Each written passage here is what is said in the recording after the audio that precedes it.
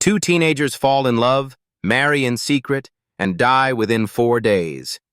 This isn't a cautionary tale about reckless youth. It's the greatest love story ever written, and it's built on a foundation of ancient hatred, terrible timing, and a single catastrophic misunderstanding. William Shakespeare wrote Romeo and Juliet around 1595, early in his career, yet it became one of his most enduring works.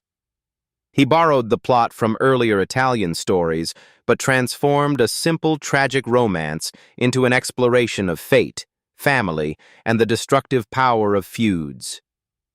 4 centuries later, it remains the template for every doomed love story that followed. In Verona, 2 wealthy families, the Montagues and Capulets, have been locked in a bitter feud for so long that nobody remembers why they're fighting. Romeo Montague, lovesick over a girl named Rosalind, sneaks into a Capulet party with his friends. There, he locks eyes with Juliet Capulet, and Rosalind is instantly forgotten.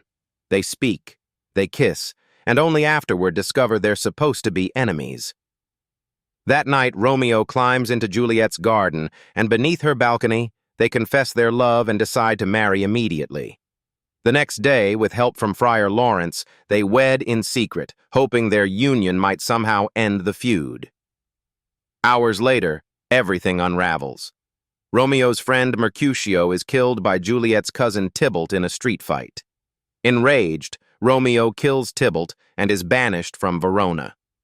The couple spends one forbidden night together before Romeo flees to Mantua. Then Juliet's parents, unaware she's already married, arrange for her to wed a nobleman named Paris.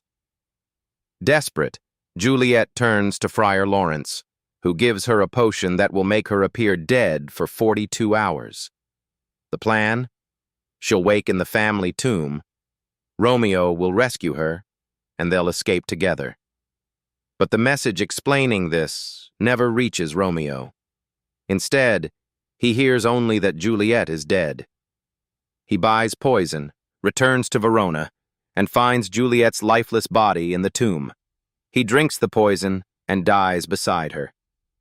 Moments later, Juliet wakes, sees Romeo dead, and stabs herself with his dagger. The 2 families, confronted with the bodies of their children, finally end their feud, but the price is unbearable.